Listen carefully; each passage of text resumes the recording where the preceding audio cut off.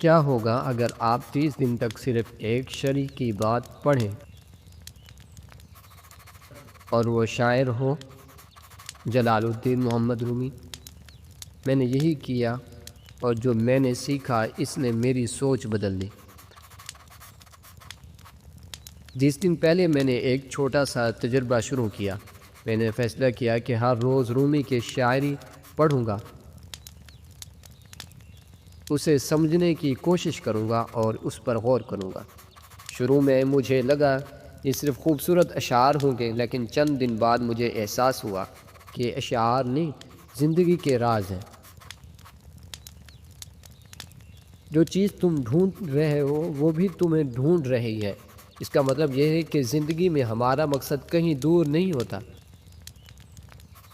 اکثر ہم خود ہی اپنے راستے سے دور ہو جاتے ہیں۔ رومی نے محبت کے بارے میں ایک عجیب بات کہی: زخم وہ جگہ ہے جہاں سے روشنی تمہارے اندر داخل ہوتی ہے۔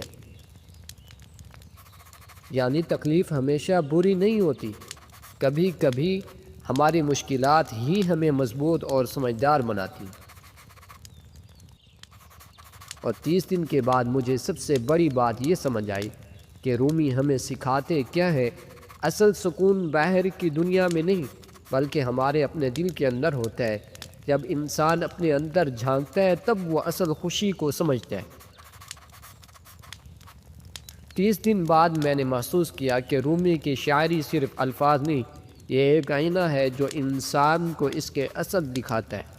اور شاید اس لیے آج بھی دنیا بھر میں لوگ رومی کو پڑھتے ہیں۔